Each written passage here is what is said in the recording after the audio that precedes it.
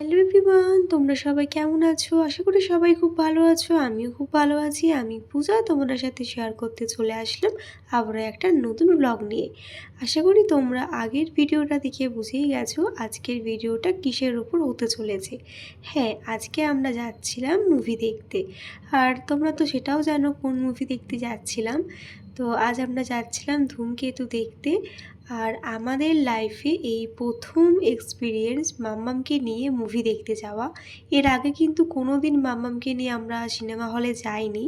তো মাম্মাম যেহেতু এখন একটু বড় হয়েছে, প্রায় আমিও 3 বছর পরে সিনেমা হলে পা রাখছি। এখন তো সেরকম মুভি দেখতে যাওয়াই হয় না। যাই হোক, দেখো সাথে ছিল আমার দুই দেওর, যাদেরকে তোমরা তো হামেশাই আমার ব্লগে দেখতে পাও। আমরা কিন্তু প্রথমেই হাইওয়ে ধরে আমরা যাচ্ছিলাম হচ্ছে কল্যাণী। আমাদের টিকিটটা 1 সপ্তাহ আগেই বুক করা হয়েছিল, যখন কিন্তু সিনেমাটা রিলিজও হয়নি। যাই হোক, আজকে কিন্তু আমরা প্রচণ্ড ভয়ে ছিলাম, কারণ মাম্মাম সেখানে গিয়ে তার রিয়াকশান কেমন হবে বা কেমন কি করবে সেটা নিয়ে প্রচণ্ড টেনশানে ছিলাম। একটা সময় তো তোমাদের দাদাভাই বলেছিল মাম্মামকে রেখে যাবে, কিন্তু আমি বললাম যে না, আমি যখন মুভি দেখতে যাব ওকে নিয়েই যাব, কারণ মুভি তো আর 1-2 ঘন্টার ব্যাপার না, ম্যাক্সিমাম 3-4 ঘন্টার ব্যাপার। আর এতক্ষণ ওকে ছেড়ে থাকাটা আমার পক্ষে একদমই অসম্ভব ব্যাপার ছিল। যাই হোক, বলতে পারো এক প্রকার জোর করে আর আমার মনের সাহস নিয়ে মাম্মামকে আমি সিনেমা হলে নিয়ে এসেছিলাম। তারপরে কি হয়েছিল সেটা তোমরা সিনেমা হলে গিয়েই জানতে পারবে। তো দেখো, বলতে বলতে চলে আসলাম সিনেমা হলে। আর এক্স্যাক্টলি আমার এখন নামটা মনে পড়ছে না এটা কি সিনেমা হল, তবে এইটুকু জানি এটা কল্যাণীতে ছিল। তারপরে দেখো আমরা কিন্তু এখন হাঁটতে হাঁটতে চলে যাচ্ছি যেখানে লাইন দিতে হচ্ছিল। আর অলরেডি কিন্তু সবাই লেট হয়ে গেছিলো, মানে সিনেমা শুরু হওয়ার একদম 10 মিনিট আগেই কিন্তু আমরা পৌঁছেছিলাম এখানে। তো দেখো, লাইন দেওয়ার পরে কিন্তু আমরা আস্তে আস্তে একে একে এগিয়ে যাচ্ছিলাম।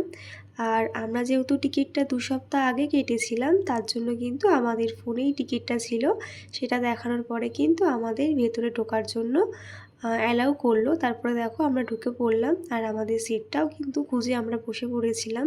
তো এবার আসি মাম্মামের কথায়। যতটা ভয় তোমাদের দাদাভাই পাচ্ছিল যে এখানে এসে মাম্মাম হয়তো লাইট বন্ধ করলে কান্নাকাটি করবে, তো তার 1%ও মাম্মাম কিচ্ছু করেনি। ও কিন্তু একদম শান্ত একটা মেয়ের মতন ছিল, কোনো প্রবলেম ক্রিয়েটই করেনি। আর ওর জন্য চকলেট বিস্কুট সব কিছুই আমরা লুকিয়ে নিয়ে এসেছিলাম, কারণ এখানে তো সব কিছু অ্যালাউ করে না।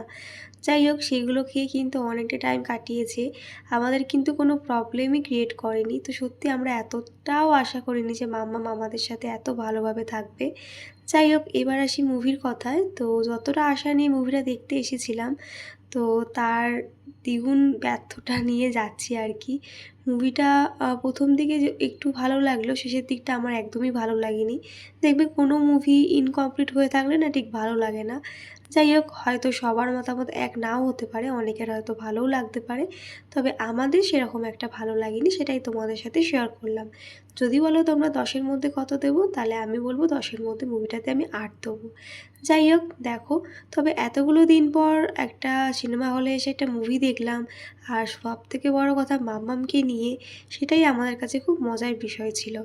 যাই হোক, এখানে কিন্তু মুভি দেখা হয়ে যাওয়ার পরে হল ফাঁকা হয়ে যাওয়ার একদম শেষের দিকে তখন কিন্তু আমরা এখানে একটু ফটো সেশন করে নিচ্ছিলাম। দেখতেই পাচ্ছ পেছনের সিটগুলো একদম ফাঁকা, তবে যখন এসেছিলাম তখন কিন্তু পুরো হাউসফুল ছিল, একটা সিটও ফাঁকা ছিল না। তো দেখো, একে একে কিন্তু আমরা এখন বেরিয়ে পড়ছি বাড়ি যাওয়ার জন্য। আর আমাদের শোটা ছিল 5টা 40-এ, শেষ হয়েছিল ওই 8টা 20 না 8টা 15 নাগাদ। তো এখান থেকে তারপরে কিন্তু আমরা রওনা দিয়ে দিলাম বাড়ি যাওয়ার জন্য। আর যেহেতু বাড়ি আছি তার জন্য কিন্তু হেলমেটটা পরে নিলাম। যখন এসেছিলাম এখানে তখনও একটু একটু বৃষ্টি পড়ছিল, আবার যখন বেরোলাম তখনও 1-2 ফোঁটা পড়ছিল। তবে অনেকটা আসার পর দেখলাম বৃষ্টিটা বন্ধ হয়ে গেল। তারপরে দেখো, এখান থেকে কিন্তু গাড়ি চালিয়ে আমরা সোজা চলে আসলাম হালি শহরে মাকাই বাড়ির চা খেতে।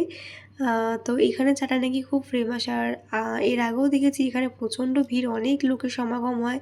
তাই কিন্তু এক প্রকার আমরা এখানে নেমে পড়লাম চাটা টেস্ট করার জন্য। কোনো দিন আমরা করিনি এখানকার চা টেস্ট। তো দেখো, এখানে চাটা কিন্তু খেতে দুর্দান্ত ছিল, খুব ভালো ছিল। তারপরে দেখো, চা খাওয়ার পরে ওইদিকে শুভ আর বিকাশ অর্ডার করেছিল হচ্ছে পেঁয়াজি। আর সেটা খেতেও ভালো ছিল, কিন্তু হিউজ পরিমাণে তেল ছিল। আর তোমরা তো জানোই এখন আমি একটু ডায়েটিংয়ে আছি, তো তেলটাকে একটু কাগজের মধ্যে শোপ করেই খেয়েছিলাম। তো দেখো এখানে আমরা খাচ্ছিলাম চা, আর মামাম খাচ্ছিল হচ্ছে ফুটি, যেটা ওকে ওর এক কাকাই কিনে দিয়েছিল। যাই হোক, এবার কিন্তু আমরা বাড়ি যাওয়ার জন্য রওনা দিয়ে দিলাম। তো চলো আজকের মতন ব্লগটা এখানে শেষ করলাম। কেমন লাগলো অবশ্যই জানিও। টাটা সবাইকে।